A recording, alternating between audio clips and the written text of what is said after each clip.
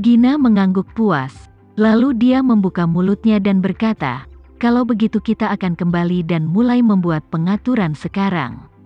Kami akan memberitahumu segera setelah ada kemajuan. Ngomong-ngomong, tinggalkan aku informasi kontakmu dan aku akan mencatat nomor ponselmu." Rika buru-buru mengungkapkan antusiasmenya dan berkata, "Oh Gina, ayo tambahkan WeChat saja. Kita adalah tetangga. Kita akan sering bertemu. Lebih mudah untuk menambahkan WeChat?" Gina mengerutkan kening, dan berkata dengan waspada, "Kamu tidak perlu menambahkan WeChat. Nah, kau memiliki nomor telepon, dan kau dapat menelepon kapanpun kau membutuhkannya." Rika berkata dengan ekspresi emosi, "Oh, Gina, aku tahu kamu selalu berprasangka buruk terhadapku, tapi pernahkah kamu memikirkannya? Apa yang kamu tanamkan? Meskipun aku tidak tahu apa yang dia katakan padamu saat itu, tapi kurasa menantu perempuan itu tidak berbakti kepada ibu mertuanya, bahwa aku memindahkan villa saat itu untuk mencegahnya tinggal, dan bahwa aku mengusirnya dari rumah, dan memanggil polisi untuk menangkapnya dan memenjarakannya, bukan?" Tanpa sadar Gina mengangguk. Kembali ke penjara, Nyonya Haris memang menuduh Rika melakukan banyak kejahatan dengan ingus dan air mata, tetapi inti-intinya adalah 3 poin yang dikatakan Rika sendiri.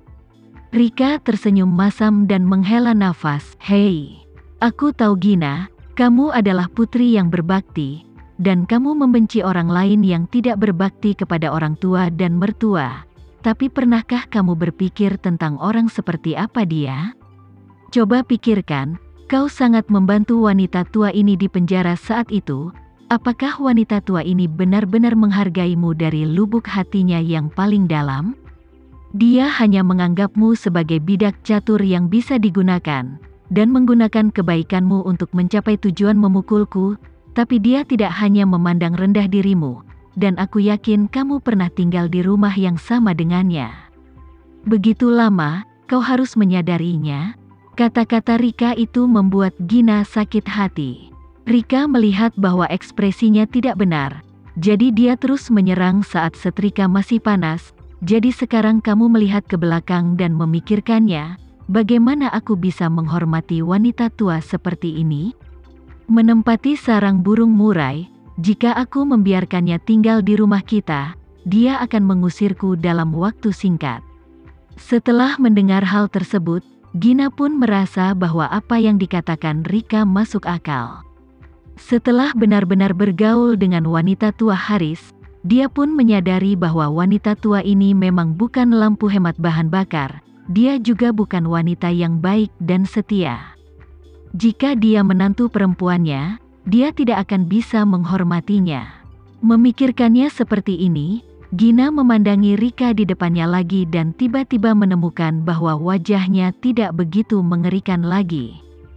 Berpikir bahwa dia benar-benar ditipu dan digunakan oleh wanita tua di penjara saat itu, dia merasa lebih kesal, jadi dia secara alami menganggap Rika sebagai sekutunya. Jadi, dia mengeluarkan ponselnya dan berkata, "Ayo Rika, mari tambahkan teman WeChat." Rika secara alami tersanjung, dan dengan cepat berkata, Oke, aku akan menyapumu." Gina berkata kepada 2 saudari di sampingnya, "Kamu juga menambahkan Rika sebagai teman agar lebih mudah untuk berkomunikasi tentang apapun di masa depan." Rika tidak berpikir 2 kali saat dia berkata, "Kalau begitu, itu bagus sekali. Aku akan segera membuat grup dan membawa kita berempat ke dalamnya.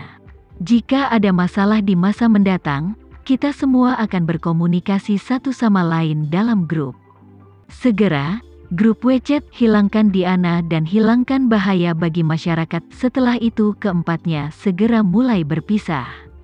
Rika pulang dengan Kruk, sementara Gina dan yang lainnya langsung berjalan menuju villa mereka.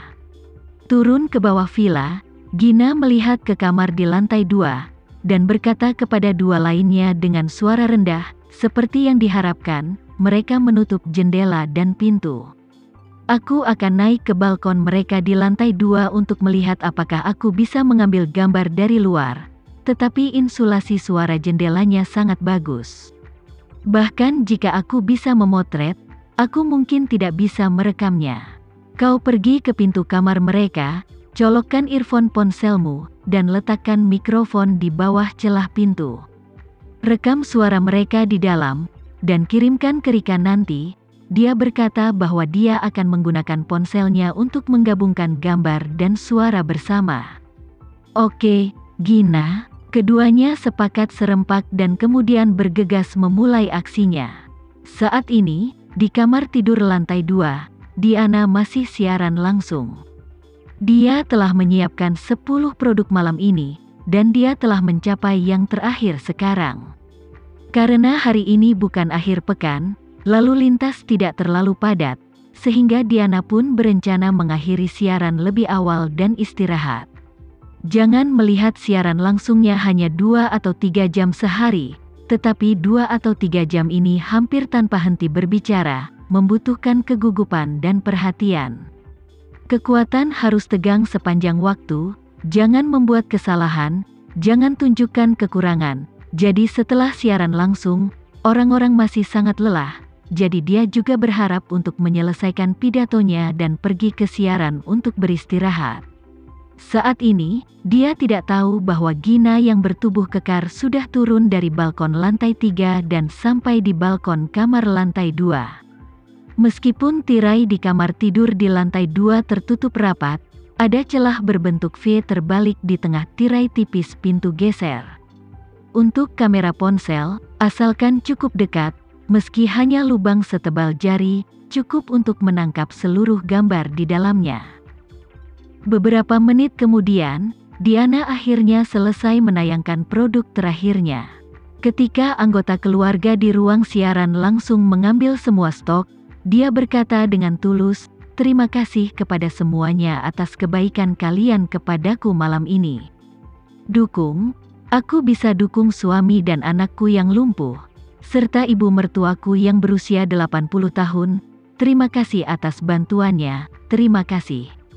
Nuh, yang lumpuh di tempat tidur, juga berkata dengan samar, terima kasih semuanya."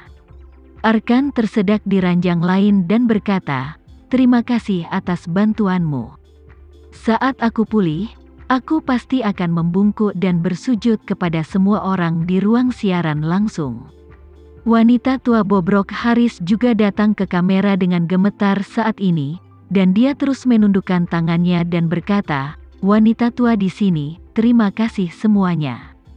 Terima kasih. Setelah semua orang selesai mengucapkan terima kasih, Diana dengan enggan mengucapkan selamat tinggal kepada orang-orang yang hidup lagi, lalu menutup ruang siaran langsung.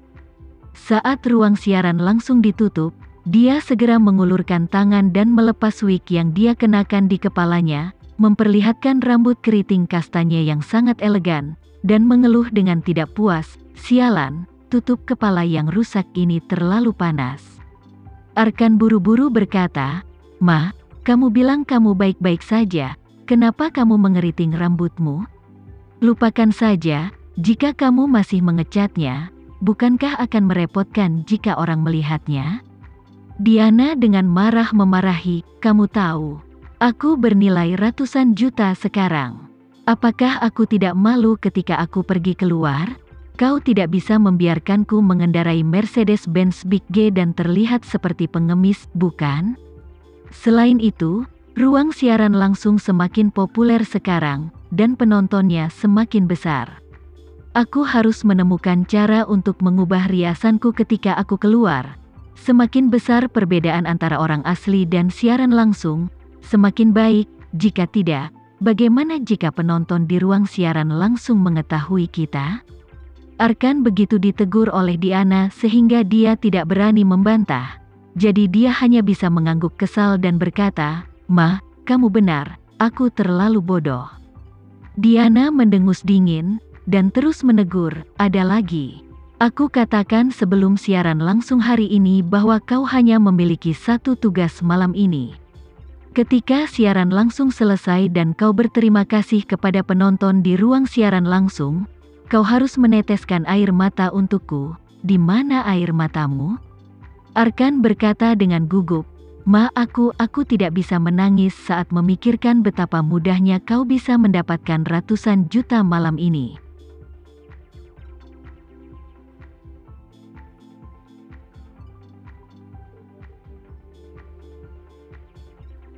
Sekian dulu ya video kali ini, kita lanjutkan lagi videonya di lain waktu. Oh iya, bagaimana menurut kalian? Semoga bisa sedikit menghibur kalian semua. Untuk teman-teman yang baru nonton, jangan lupa subscribe ya, hehehe. Dan kalau teman-teman ada yang ingin gabung langganan, bisa langsung gabung saja untuk dapat fitur yang menarik dan sedikit membantu Mimin. Terima kasih banyak sudah menonton, sampai jumpa lagi, bye.